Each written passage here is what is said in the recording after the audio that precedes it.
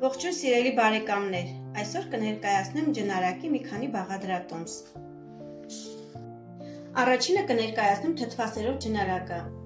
Թթվասերով ջնարակի համար մեզ անհրաժեշտ է 2 ճաշի գթալ թթվասեր, 50 գրամ կարագ, 2 ճաշի գթալ կակաո և 3 ճաշի գթալ շաքարավազ։ Հարգելիներս, նշեմ, որ թթվասերով ջնարակը շատ հեշտ է պատրաստում, բոլոր բաղադրիչները խառնում ենք իրար, մի փոքր տաքացնում ենք, հասնում ենք եռալու աստիճան, երբ որ արդեն սկսում է 3-4 պղպջակները երևալ, վերցնում ենք կրակից։ Թթվասերը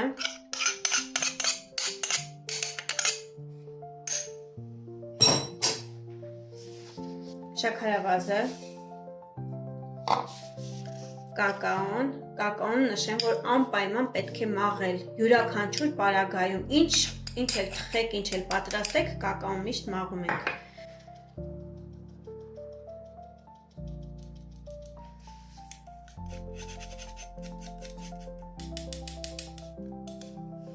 Կակաոն և կարագը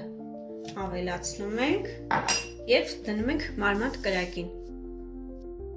Երկրորդ տարբերակը շոկոլադով կամ գլազուրով սերուցքով տարբերակն է։ Վերցնում ենք 100 գրամ սերուցք, տաքացնում ենք և ավելացնում ենք 100 գրամ շոկոլադ կամ 100 գրամ գլազուր, իմ դեպքում գլազուրն է։ Տաքացնելուց հետո գլազուրը ավելացնում ենք սերուցքին։ Սերուցքը հարկավոր է այնքան տաքացնել, որպեսզի այն չեռա, բայց լավ տաքանա։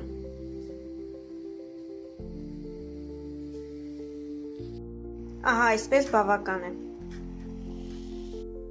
Գլազուրը խառնում ենք սերուցքին և սկսում ենք խառնել ակտիվ։ Գլազուրն ու սերուցքը այնքան ենք խառնում, որպեսզի ստանանք համասեր զանգված։ Հաջորդ տարբերակը կաթով դասական տարբերակն է։ 80 գրամ կաթ, 2 ճաշի գթալ կակաո, 50 գրամ կարագ և 4 ճաշի գթալ շաքարավազ։ Հարգելիներս, կաթով ջնարակի դեպքում կարագը միանգամից չենք ավելացնում, ավելացնում ենք վերջում կրակը անջատելուց հետո։ Կաթը, շաքարավազը և իհարկե կակաոն առանց մաղելու չենք ավելացնում։ Մաղում ենք։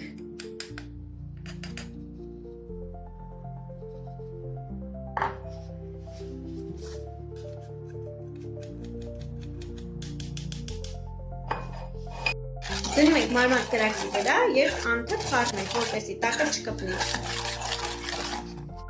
Ջնարակը պատրաստ է, այժմ կխառնենք կարագը և կթողենք սառչի։ 50 գրամ կարագը խառնում ենք տաք ջնարակին և այնքան ենք խառնում, որ լուծվի։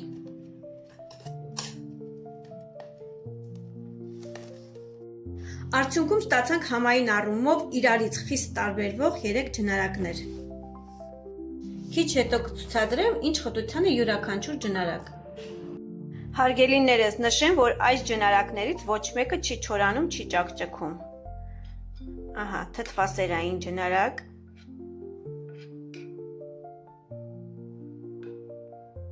Տեսեք ինչ պինդ է։ Սերուցքային ջնարակ։